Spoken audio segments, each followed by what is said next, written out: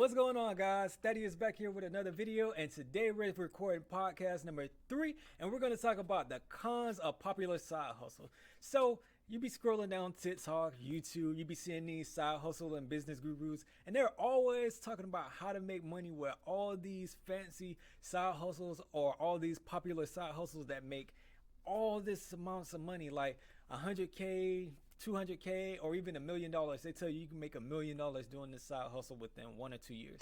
Well, they always talk about the positive, but they never tell you the negative things that happen with these side hustles. So in this video, we're going to talk about all the negatives. We're not going to talk about any of the positive things to do with these side hustles. We're going to show you all the negative things that can happen when you get into these side hustles, and we're going to talk about who these side hustles are really meant for.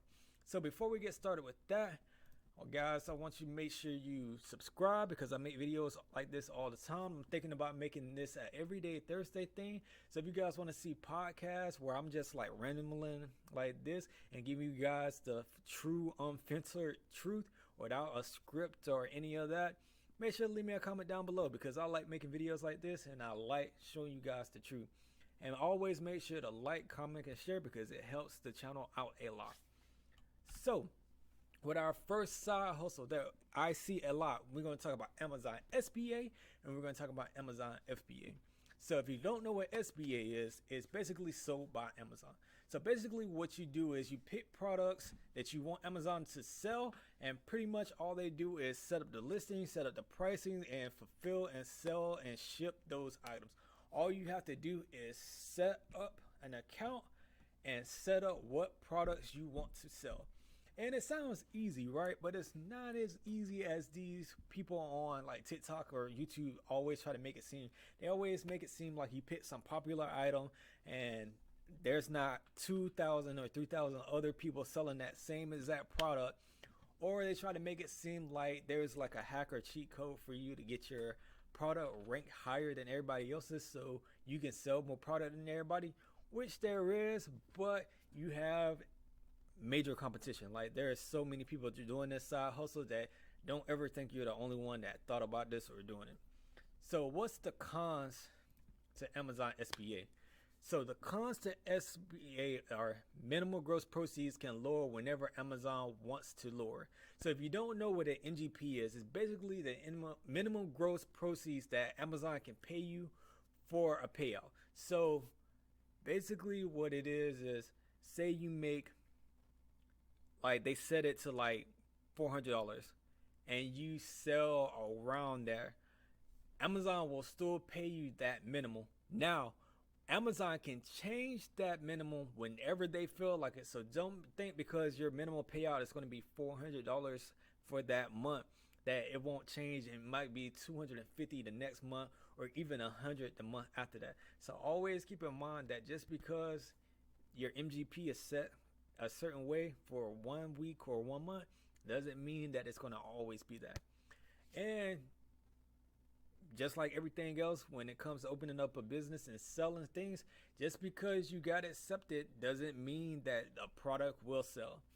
So just because you have a product listed on Amazon, even though Amazon is the biggest e-commerce site in the world right now, everybody uses Amazon, over 1 million users a day, does not mean that your product is going to sell. You got to remember there's a couple million products on Amazon. You have to make your product stand out in order for it to sell. If you don't do that, it's not going to sell. Just because Amazon is fulfilling and showing your product and setting the pricing for their product does not mean that it's going to sell. And on top of that, you're in competition with Amazon. So just because you're selling a product, say for instance you're selling a keyboard, right? And Amazon has their Amazon Basics keyboard. Who do you think Amazon is going to rank higher on this list? Your keyboard because you're a part of SBA, or are they going to rank their keyboard higher because they're Amazon and they want to sell more of their own products? So keep that in mind before you start SBA, that you're in competition with thousands of people, not just Amazon, but thousands of other people who are probably selling that the same exact product because it's popular. All right, and then let's talk about Amazon FBA. So FBA is fulfillment by Amazon. So pretty much what you do is you send the products to Amazon, Amazon stores them for you. When the customer purchases your product, Amazon ships it.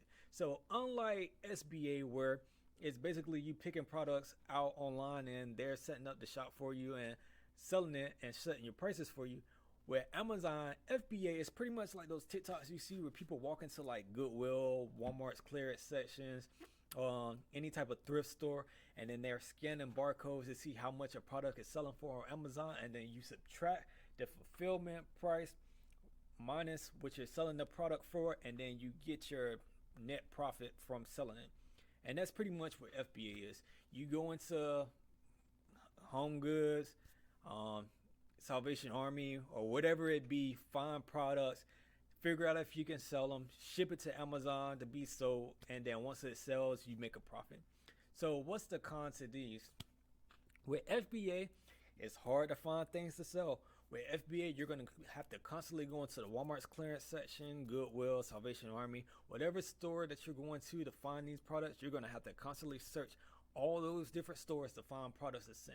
And if you're not in like I live in Atlanta right now, there's like 10, 12 Walmarts around. There's a bunch of Salvation Armies. There's a bunch of Goodwills around. There's a bunch of thrift stores up here. I can find a thrift store every single day to go to and probably won't even finish going through all of them before the end of the year because I live in a good market like that. If you don't live in a town like or city like that, then FBA is definitely not good for you. It's hard to turn a profit. Not everything on Amazon is worth the profit. So you might find something good in some of these thrift stores that might not sell or turn over a profit based on what you're selling and how much it costs to ship and how much it costs to list and sell. Amazon could be your competitor just like SBA. Just because you're finding products to sell does not mean that Amazon will rank your product higher than what they have on their market. So if Amazon, say you go to a thrift store, you find an old Monopoly game that's worth $100, Amazon's already selling that Monopoly game already. Who are you thinking that they're going to list higher? Their Monopoly game that they already have listed, or your Monopoly game that you're trying to sell on FBA? So always keep that in mind. So we're going to go over to the next side hustle that I see a lot of people talk about all the time is drop shipping. So if you don't know what drop shipping is, it's basically you set up an e-commerce store from a supplier like AliExpress, and you set up a store, and usually you have people set up these fancy websites, and then when people buy from your website, it basically goes to your supplier like AliExpress, and then they ship and pack everything up and send it to your customer. So when you're seeing things like cool cloud LED lights or like some cool home gadget or something that somebody set up on a website that they're probably selling for like $40, they're most likely getting that product from like AliExpress for like $2 or $3 on wholesale, and then they're basically marketing it up and selling it to you. So that's one of the reasons why people don't like drop shipping, because they're basically overcharging you for a price. But then again, it's like every other store. Walmart does it, Sam's Club does it, every store does it. But it's easier to catch online when you can actually search and Google these products. So what's the pros and cons? Well, the cons of drop shipping. I'm talking about pros. So pretty much the cons of drop shipping is it's oversaturated. Just like Amazon, SBA, and FBA, there are a lot of people doing drop shipping. You can literally search an item up online that's popular, or if you find a TikTok item online, search it. I guarantee you can find some store selling it for cheaper, or you can find 10 to 15 different drop shipping sites that are selling that exact same product.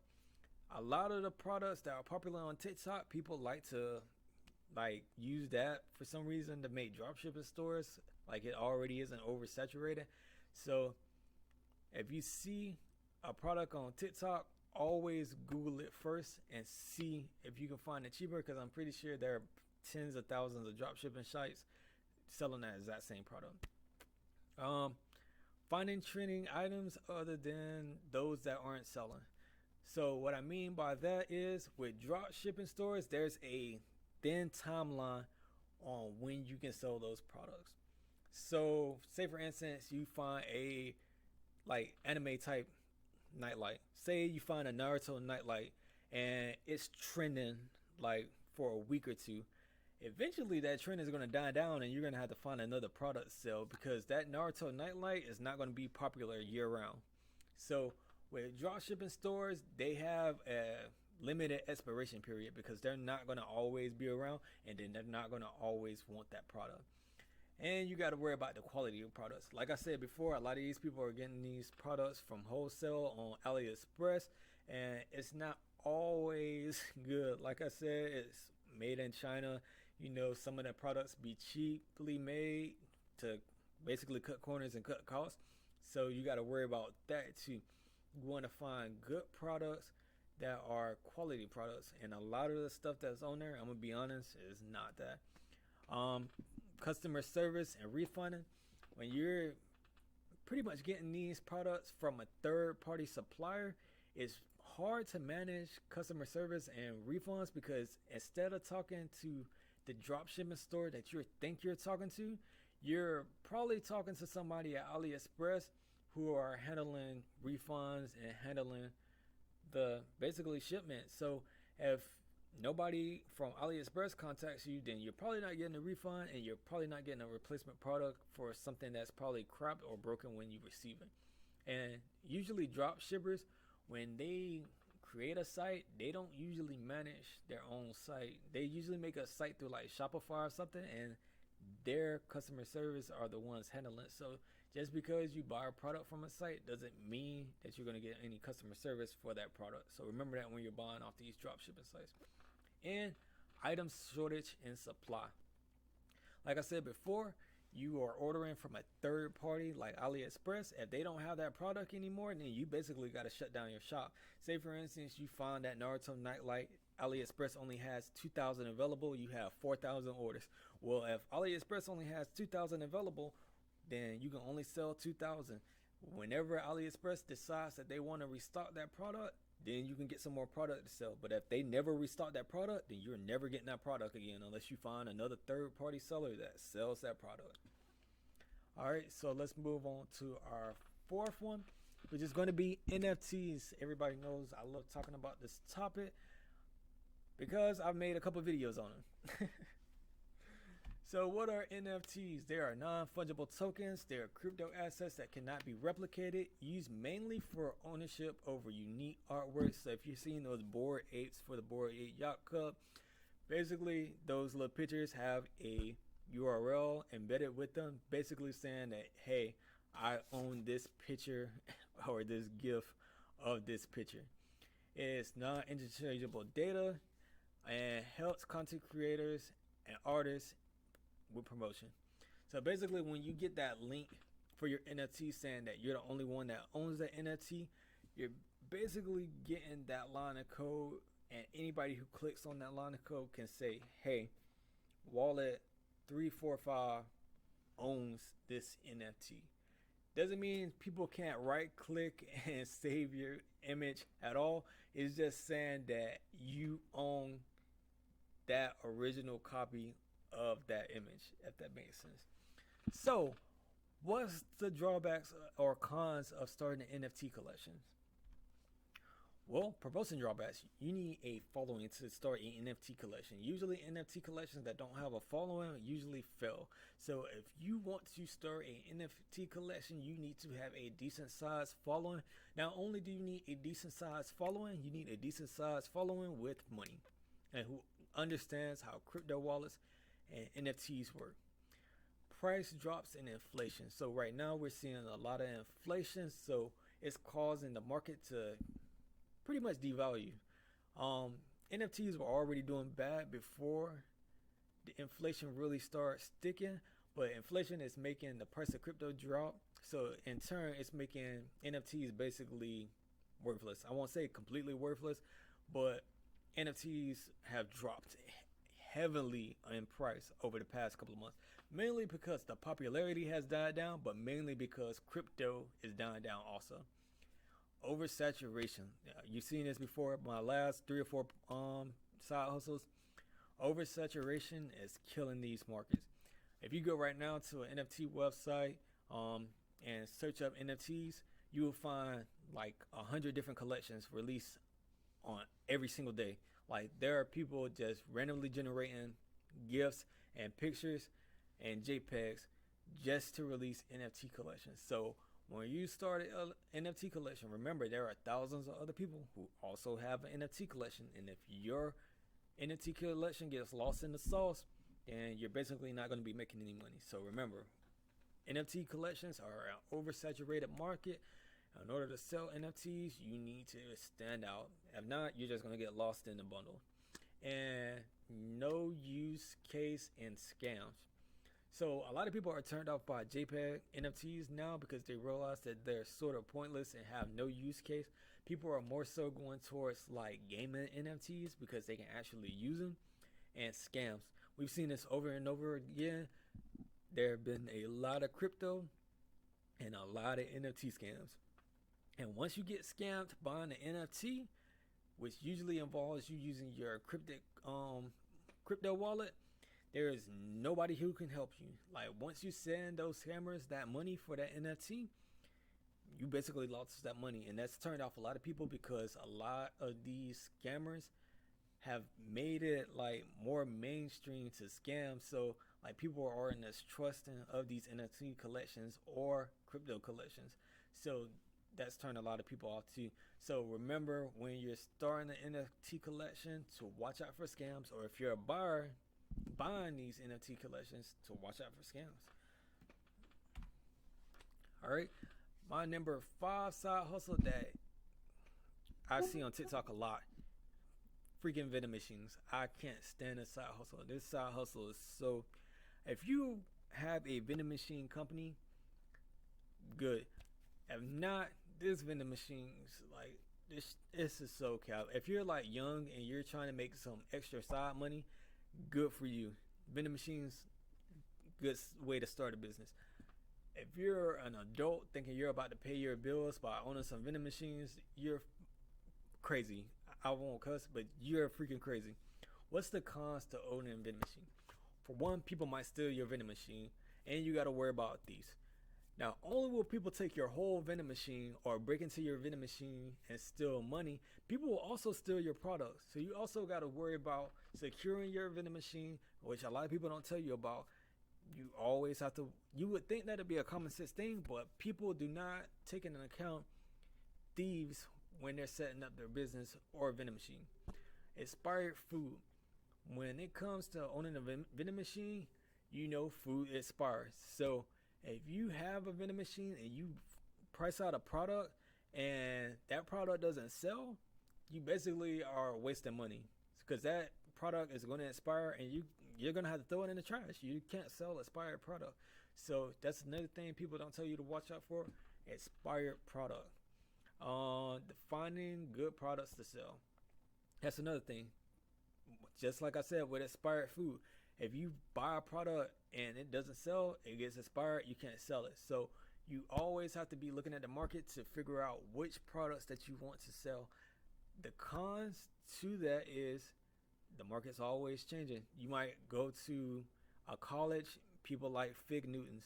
You might go to a barbershop, people don't like Fig Newtons. So you're literally going to have to test out a bunch of different products to see which products are going to sell. And some of those products are not going to sell. They're going to expire and you just wasted product. Finding locations. So think about it. How many like places actually have vending machines besides like out in front of Walmart, Target, or some random shopping center? Other than that, I never see vending machines anywhere because like there are so many gas stations and grocery stores around now that vending machines aren't really a thing. I mean, you see them occasionally in like malls or like schools and things, but how many places that need a vending machine don't already have a vending machine already? Think about it. So if you're thinking about getting into a vending machine company, you need to make sure that you have a place secured before getting that vending machine, because if you buy a vending machine and then you're calling around asking all these places, hey, can I put my vending machine here, and they're telling you no, you basically just bought a vending machine for no reason. And a lot of people don't tell you that. Location is key to success of vending machines. And inflation. that's one of the big points that people don't talk about when they're talking about owning a vending machine. Inflation. If you have to pay $5 for a case of Pepsi, you're gonna probably have to charge $1 or $2 for each can of that Pepsi in order to make back more than what you're actually buying, right? And inflation ain't doing nothing but going up right now. So if you're trying to run a vending machine, you also have to think about the price of inflation when you're selling your products. Now, only do you got to think about the price of inflation, you have to price your products good enough to where they sell and don't expire while also turning you over a profit. And that's another thing people don't talk about is the cost of actually owning a vending machine right now versus the actual net profit that you're getting off the products that you're selling. And you got to think about how long a lot of those products are going to sit in there before you actually turn a profit on it. So just because you go to Kroger, you buy like 10 cases of soda, you put them in there, you're not going to come back the next day, a week later, or maybe even 2 weeks later, and all that product's going to be gone. You're probably going to see like that product disappear depending on how high traffic the area is. I've seen vending machines like at shopping centers who are damn near full all the time when I walk past them because nobody's going to get anything from them. So you got to make sure that you account for that too when you're getting a vending machine. So with that being said, that's the end of my podcast. That's pretty much everything I wanted to cover and talk about. I know I was talking a little bit fast. I got to get used to this whole podcast thing again. But yeah, let me know how I did. Let me know what you guys want to see in the next podcast. See you guys in the next video. Peace.